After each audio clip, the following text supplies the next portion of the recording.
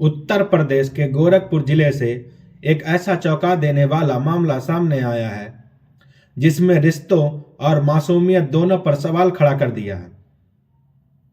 जहां पर कक्षा 8 में पढ़ने वाली 14 साल की एक लड़की नाबालिग छात्रा ने अपने ही परिवार को धोखे में रखा और हर रात अपने प्रेमी से मिलने अक्सर रात में जाया करती थी। हैरानी की बात यह है कि इसके लिए वह नाबालिग लड़की अपनी मां और बुजुर्ग दादी को खाने में नींद की गोलियां मिलाती थी और फिर रात में अपने 22 साल के प्रेमी के घर मिलने जाया करती थी। यह घटना गोरखपुर के गुलरिया थाना क्षेत्र के एक गांव में रहने वाली एक नाबालिग लड़की अपनी मां और दादी के साथ रहती थी। उसमें उसके पिता मुंबई में एक पेंटर पॉलिश का काम करते थे और करीबन 1 महीने पहले ही पिता अपने गांव घर लौटे थे। गांव आने के बाद पिता ने अपनी बेटी के व्यवहार में अजीब बदलाव देखा। वह लड़की रोज खुद खाना बनाती थी, जो कभी खाना बनाती नहीं थी, और घर वालों को जल्दी जल्दी खाना खिलाकर सुलाने की कोशिश करती थी। जब पिता ने एक दिन अपनी बेटी से इसका कारण पूछा तो बेटी ने बताया कि मुझे पढ़ना है और मुझे ही घर में काम करना है, इसलिए मैं जल्दी जल्दी खाना बना देती हूँ पापा, और आप लोगों को सुला देती हूँ। लेकिन पिता को इस बात पर शक हुआ। एक रात पिता ने जानबूझकर खाना नहीं खाया और सोने का नाटक किया। रात करीबन 11:30 बजे उन्होंने देखा कि उनकी बेटी चुपचाप से घर से बाहर निकल रही है।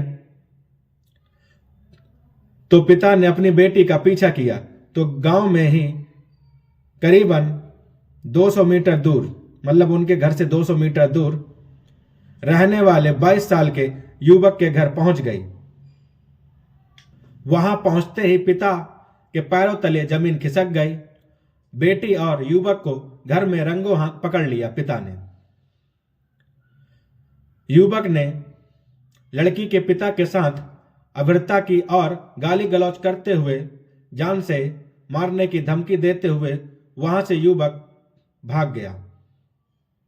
इसके बाद पिता अपनी बेटी को घर ले आए और अपनी बेटी से सख्ती से पूछताछ की, आखिर तुमने ऐसा क्यों किया और क्यों करती हो। कड़ाई से पूछने पर बेटी ने अपना सच उगल दिया पिता के सामने। उसने बताया कि यह सिलसिला पिछले करीबन 1 साल से चल रहा था। प्रेमी युवक ने ही बेटी को मोबाइल फोन दिया था, जिससे वह दोनों चोरी छिपे अक्सर रात में रोज काफी देर तक बात किया करते थे। यह बात सुनते ही परिवार वालों पर दुखों का पहाड़ टूट पड़ा।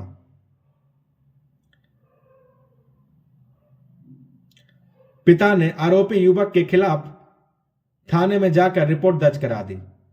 आरोपी युवक के खिलाफ पॉस्को एक्ट, जान से मारने की धमकी और गाली गलौज जैसी गंभीर धाराओं में मुकदमा दर्ज कर लिया गया।